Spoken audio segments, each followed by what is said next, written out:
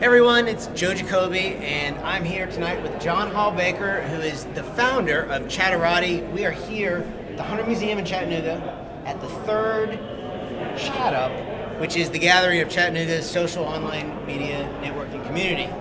John, tell us about Chattarati. Chattarati is a news and opinion blog focusing on everything about Chattanooga. We tend to have a bit of an attitude. We refer to ourselves as being communal narcissism for the scenic city. We don't take ourselves or the city that we love too seriously.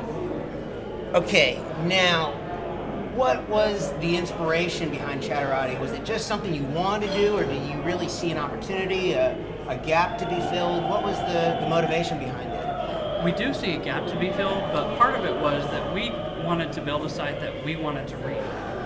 And that was the honest inspiration. We started talking about how much downtown was changing, how much Chattanooga was changing, and we wanted a place to document that and talk about the things that were important to us. So in the end, really, Chattarati is the site that we, the contributors, want to read. And we've been fortunate enough to find that people around Chattanooga also want to read what we have to say.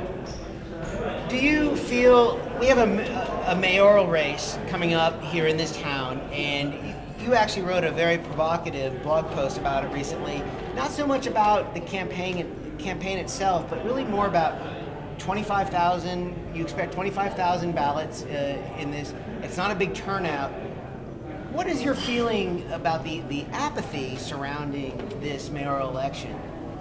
Well, we've actually been really surprised by both the apathy of the regular citizens and the local media.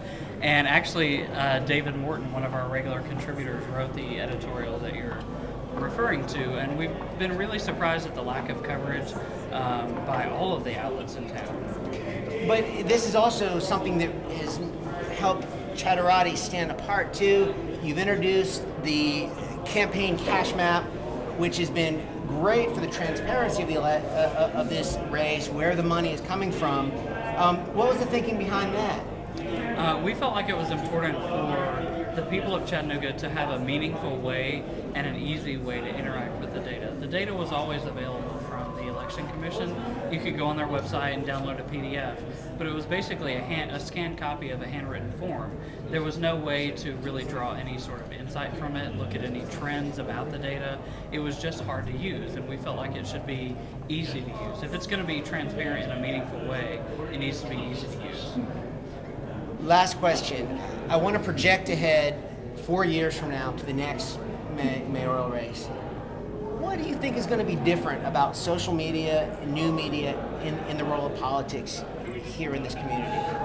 One thing that we hope is that more of the everyday citizens around Chattanooga will be actively involved in talking with the candidates themselves, hearing what their plans are, and that it won't be such a one-way dialogue from the candidates to the constituents. We hope to be a part of changing that and introducing conversations, talking about more substantive issues, and helping increase transparency in local politics.